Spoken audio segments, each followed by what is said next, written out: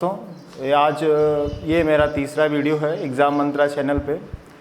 आज जो मैं वर्ड्स लाया हूँ ये डायरेक्ट जो है सीधे सीधे आपके प्रश्न सॉल्व कराते हैं सीटेट में, और जो टॉपिक है बहुत महत्वपूर्ण है, इसलिए आप लोगों जो भी हम आज बताएंगे वो आपको डायरेक्ट ही प्रश्न को सॉल्व कराने के लिए बहुत अच्छा होगा। इसलिए जो भी बताया जाए कृपया इसको ध्यान से देखें, ध्यान से सुनें।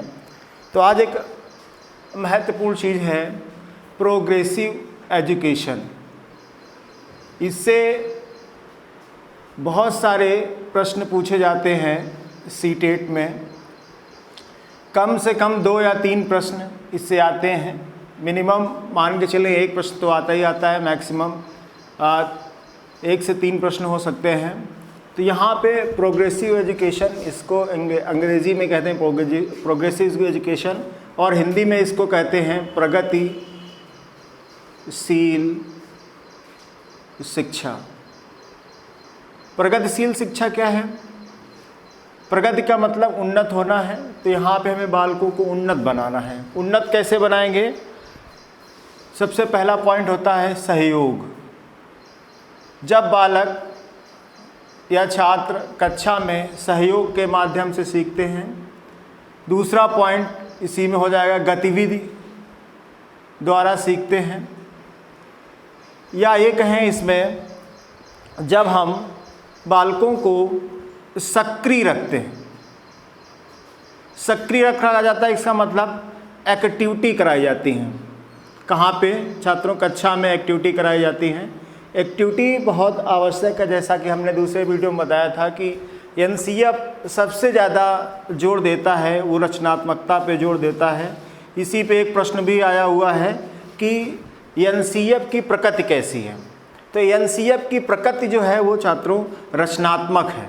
उसमें कई सारे ऑप्शन है, एक व्यवहारिक भी था, तो व्यवहारिक पे हमें टिक नहीं लगाना है। तो जब भी ये पूछा जाए कि एनसीएफ की प्रकृति कैसी है तो वो छात्र रचनात्मक होगी। तो प्रगतिशील शिक्षा, इस बारे में आपको सबसे पहले जानना ये है कि सहयोग, बच्चों को हमें कक्षा में सहयोग के माध्यम से सिखाना है। और यही बात जो है वाइगॉस्की भी कहता है।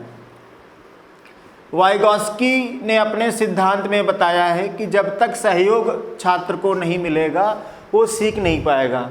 लेकिन सीखना क्या है? ये निरंतर चलने वाली प्रक्रिया है। आप लोग जानते ही हैं कि यहाँ पे अगर कोई भी अध्यापक हो या ना हो, सीखना निरंतर चलने वाली प्रक्रिया है, चलती ही रहती है। छात्र विभिन्न माध्यम से सीखते ही रहते हैं। तो सहयोग एक बहुत बड़ी भूमिका निभाता है। सहयोग में अध्यापक भी हो सकता है, उसका मित्र भी हो सकता है, या उसका कोई सहपाठी है, या माता पिता भी सहयोग कर सकते हैं सीखने में। तो प्रगतिशील शिक्षा का एक मुख्य बिंदु आपको समझ में आया होगा कि सहयोग के माध्यम से जो भी बच्चे सीखते हैं वो सीखना स्थायी होता है। दूसरा बच्चों क्या है? गतिविधि।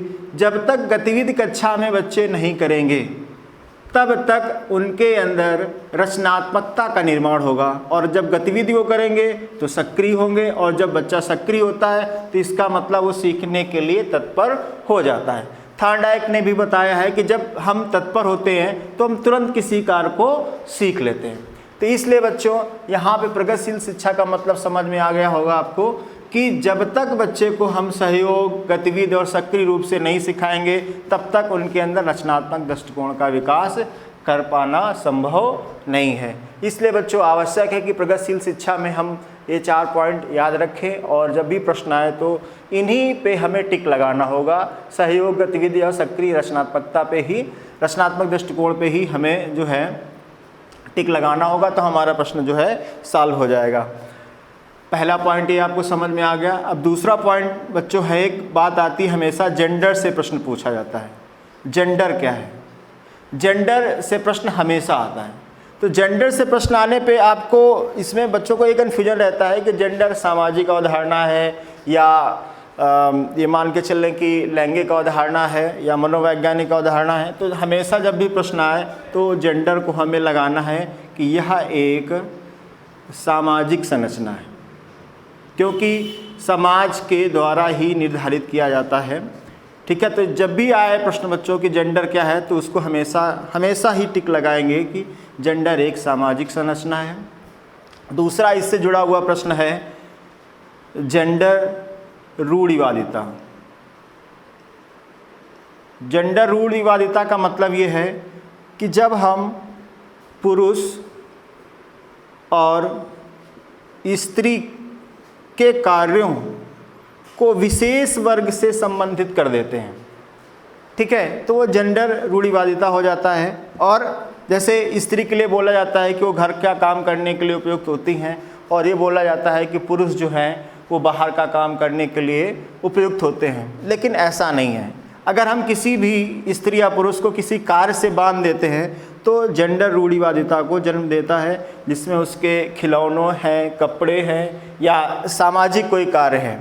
तो जब भी जेंडर रूढ़िवादिता का प्रश्न आए तो उसमें ये बात याद रखिएगा कि स्त्री और पुरुष के कार्यों को जो हम विशेष वर्ग से जोड़ देते हैं तो जेंडर रूढ़िवादिता की तरफ हम बढ़ जाते हैं, और जेंडर रूढ़िवादिता अच्छी बात नहीं होती। इससे बच्चों का रचनात्मक विकास कर पाना संभव नहीं है। जब तक हम रचनात्मक विकास नहीं करेंगे तब तक बच्चों के अंदर मौलिक चिंतन नहीं होगा। जैसा कि हमने पहले वीडियो में बताया था कि मौलिक चिंतन बहुत आवश्यक होता है। फिर दूसरा पॉइंट यहाँ पे कि एक समावेशी शिक्षा की बात आती है। इससे भी बहुत ज़्यादा प्रश्न पूछे जाते हैं।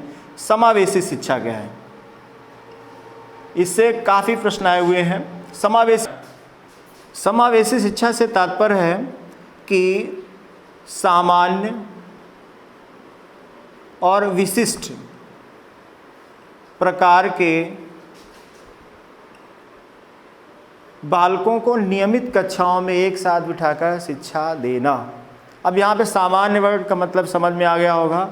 अगर हम बुद्धि की बात करें तो जिन छात्रों की बुद्धि लब्धि 90 या 91 से लेकर 110 के बीच में होती है वो सामान्य बुद्धि के बालक होते हैं, ठीक है। और विशिष्ट बालकों के अंदर जो विकलांग बालक हैं, ठीक है, या विकलांग बालक हैं या अति प्रतिभाशाली बालक हैं, वो भी विशिष्ट बालकों के अंतर्गत आ जाते हैं। तो यहाँ पे दोनों प्रकार के सामान्य और विशिष्ट बालकों को एक साथ नियमित कक्षाओं में जब हम शिक्षा देते हैं तो वो समावेशी शिक्षा कहलाती है। समावेशी शिक्षा का कॉन्सेप्ट इसलिए लाया गया है कि बालकों के अंदर भेदभाव, जातिवाद ना जन्म लेने पाए। सबसे बड़ा चीज़ है इसमें भेदभाव। जैसे सामान्य बालक विकलांग बालकों से भेदभाव करने लगता है कि तुम तो विकलांग हो, तुम इस बात को नहीं सीख सकते। विकलांग बालकों में वो बालक आते हैं जैसे बहरे हैं या शारीरिक रूप से विकलांग अंधे बालक हैं या जिनका हाथ या पैर लूले लंगड़े, वो सारे के सारे विशिष्ट बालकों के अंतर्गत आ जाते हैं।